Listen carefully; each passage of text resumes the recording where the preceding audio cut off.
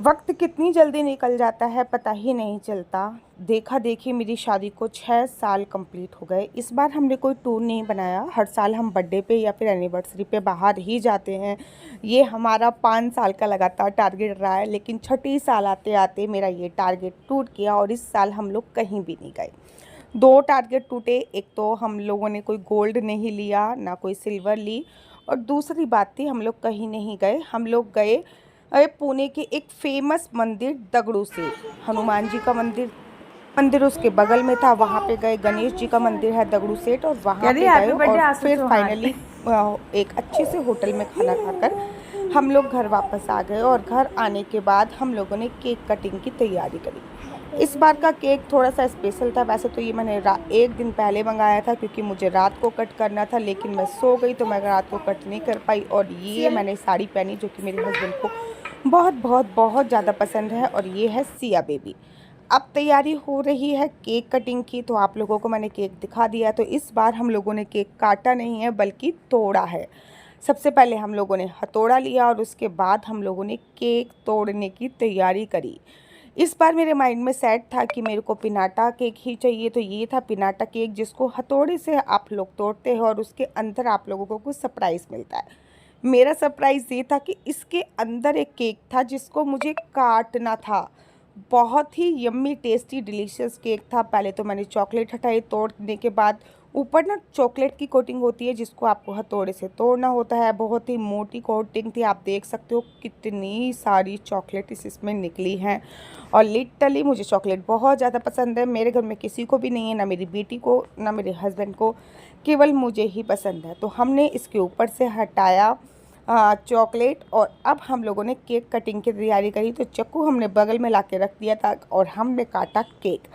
पहले हम लोगों ने केक काटा और हैप्पी एनिवर्सरी मेरी बेटी ने हमें विश की, और बहुत ही अच्छा आया। इस बार मेरे हस्बैंड ने मुझे 2 साड़ी दिलाई हैं, एक मेरी सासू माँ के लिए, एक मेरे लिए। हम लोगों ने 2 साड़ी ली और केक काट के हमने हैप्पी एनिवर्सरी बनाई।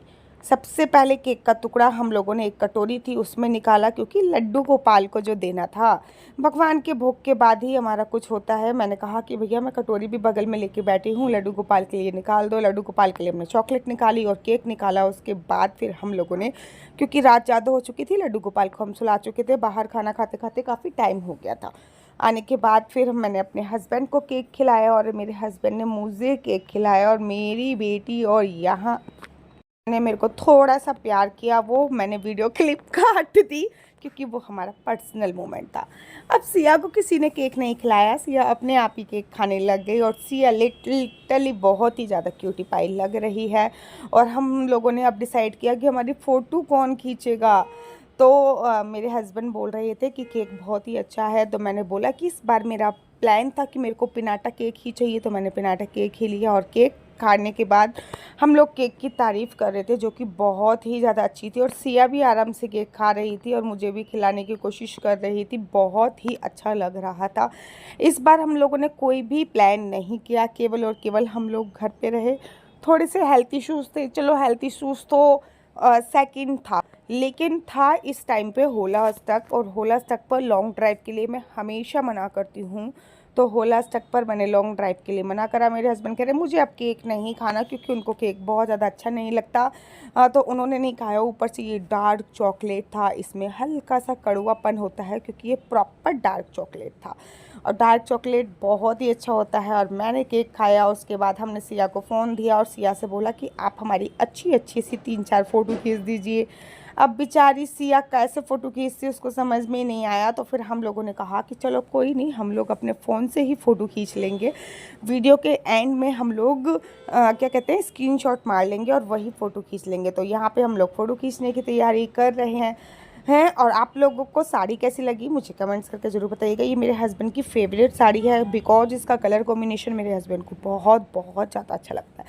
कोई नई साड़ी नहीं है, बहुत पुरानी साड़ी है। इस साड़ी को भी 5-6 साल हो चुके हैं। बहुत ही पुरानी साड़ी है। मेरे हस्बैंड ने पहना था कुर्ता पजामा। मेरा मन कर रहा था कि मैं ये कुर्ता पजामा उनको गिफ्ट कर देती हूँ, लेकिन हम लोग मॉल नहीं गए, तो हम लोगों ने कोई भी शॉपिंग नहीं करी। लेकिन हाँ, जब हम